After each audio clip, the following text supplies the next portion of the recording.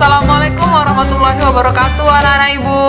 Balik lagi nih, kita lanjut ya. Setelah sebelumnya kita bahas mengenai lapisan-lapisan bumi, sekarang kita bahas mengenai fenomena gempa bumi.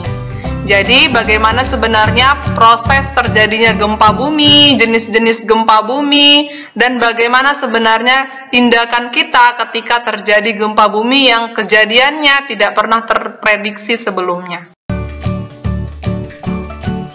Jadi fenomena gempa bumi yang mau kita bahas di sini, yang pertama itu pengertian dari gempa bumi itu apa, karakteristik gempa bumi, jenis dan proses terjadinya gempa bumi, akibat dan cara menghadapi gempa bumi tersebut.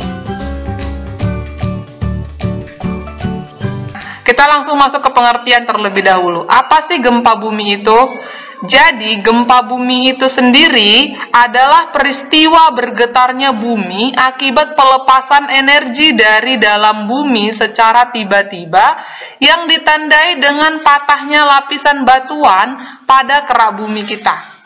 Nah, sebelumnya pada subbab yang minggu lalu kita sudah bahas ya anak ibu mengenai kerak bumi atau komponen-komponen lapisan bumi. Nah, jadi akibat terjadinya patahan lapisan batuan pada kerak bumi inilah yang mengakibatkan terjadinya pelepasan energi sehingga timbullah gempa bumi. Nah, akumulasi energi penyebab terjadinya gempa bumi itu dihasilkan dari pergerakan-pergerakan lempeng-lempeng tektonik.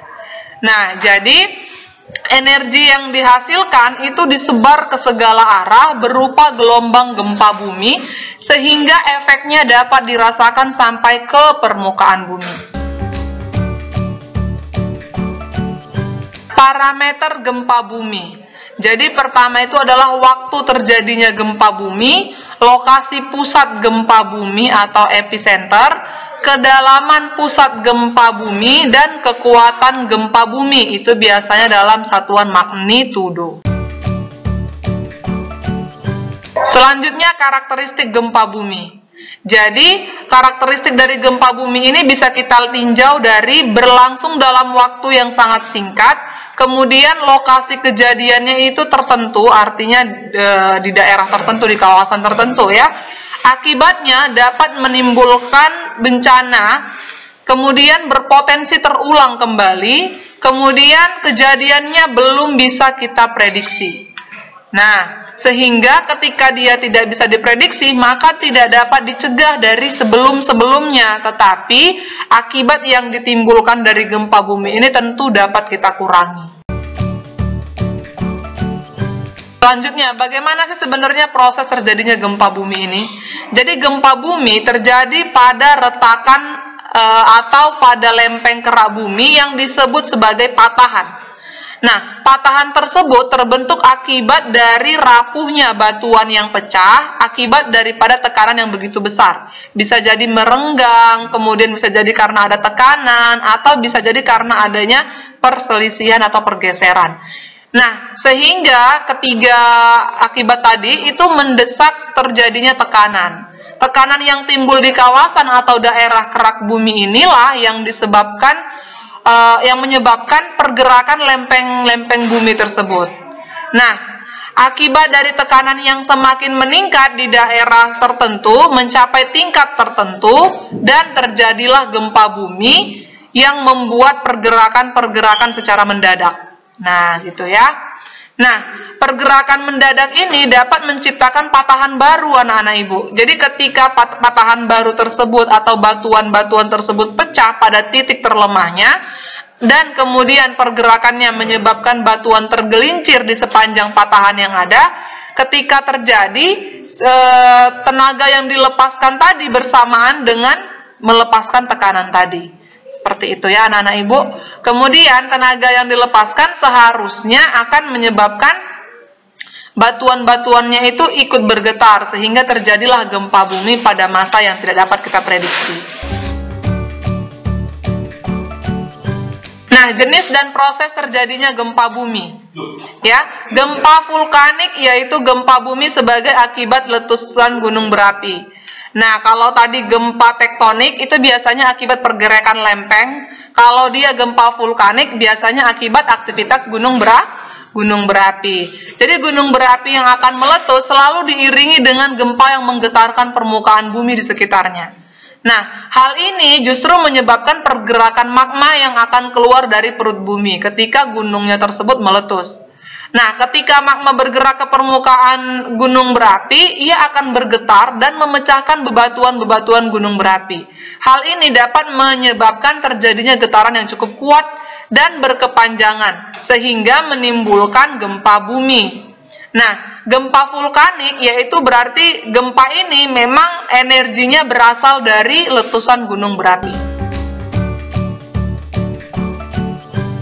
Di samping akibat dari tumbukan antara magma dengan dinding-dinding gunung berapi, gempa vulkanik juga dapat disebabkan oleh tekanan gas pada letusan yang sangat kuat dan perpindahan magma di dalam dapur magma.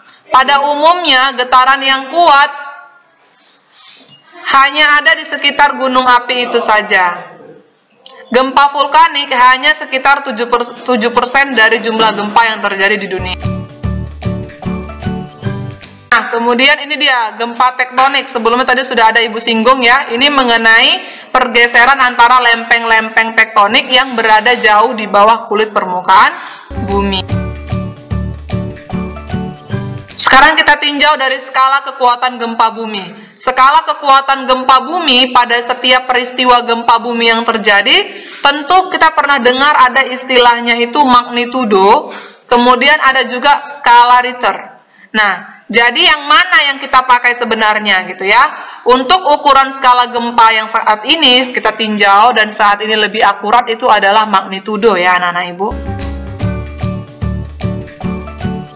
Di sini kalian bisa lihat jika kekuatan gempa 2 sampai 3,4 magnitudo, maka ciri-cirinya tidak dapat dirasakan oleh manusia, tetapi tetap bisa dapat direkam oleh seismograf. Seismograf itu alat yang bisa mendeteksi gempa, nah Ibu. Kemudian untuk kekuatan 3,5 sampai 4,2 ini bisa dirasakan oleh sebagian kecil orang. Jadi nggak semuanya ya, apalagi kalau kita sambil beraktivitas biasanya tidak terasa. Oke, kemudian jika kekuatan gempa 4,3 sampai 4,8, ini biasanya getarannya sudah bisa dirasakan oleh banyak orang. Kemudian, jika kekuatannya 4,9 sampai 5,4 magnitudo, ini sudah bisa membuat hampir kepanikan ya, karena bisa dirasakan oleh semua orang dan biasanya sudah bersiap-siap meninggalkan tempat-tempat yang ditinjau tidak aman ketika terjadi gempa bumi. Nah, ketika ini sudah mencapai kekuatan 5,5 sampai 6,1 magnitudo, ini sudah terdapat sejumlah bangunan yang rusak, walaupun dalam jumlah yang sangat kecil. Nah, jika kekuatannya itu 6,2 dan lebih, itu biasanya kerusakannya sudah cukup besar, dan biasanya sudah terjadi kerusakan yang cukup hebat. Jadi guncangannya cukup kuat sekali ya, anak Ibu ya. Nah, bagaimana jika dia itu lebih dari 7,0, biasanya justru selain dia itu mengakibatkan kerusakan, bisa dikhawatirkan berpotensi tsunami. Selanjutnya, tadi ada yang namanya gempa tektonik, vulkanik, kemudian ada juga namanya gempa reruntuhan, anak Ibu. Jadi gempa bumi reruntuhan ini dikenali sebagai gempa terban, ya kan? Ini merupakan gempa bumi yang terjadi karena adanya runtuhan tanah atau batuan. Gempa bumi ini biasanya terjadi di daerah atau kawasan kapur dan jarang terjadi ya, jarang banget karena nggak semua daerah. Nah, kemudian lereng gunung atau pantai yang curam memiliki tenaga berpotensi besar untuk terjadinya reruntuhan. Jadi biasanya akibat dari reruntuhan ini juga bisa mengakibatkan ikut bergetarnya daerah di sekitarnya, seperti itu ya anak-anak Ibu. Ini beberapa dokumentasi gempa yang pernah terjadi di seluruh dunia dan merupakan 6 gempa terbesar. 6 gempa bumi terbesar yang pernah terjadi di seluruh dunia. Yang pertama itu adalah gempa lepas pantai Mwale. Kemudian gempa semenanjung Kamchatka di Rusia. Kemudian gempa pantai timur Pulau Honshu. Kemudian gempa Aceh. Pada tahun 2004, gempa Prince William di Alaska. Kemudian gempa Valdivia Chile, itu tahun 1960. Cukup sekian anak-anak ibu pembahasan kita mengenai jenis-jenis gempa bumi dan bagaimana peristiwa dari gempa bumi tersebut. Semoga dapat dipahami. Billahi taufiq wal hidayah. Assalamualaikum warahmatullahi wabarakatuh.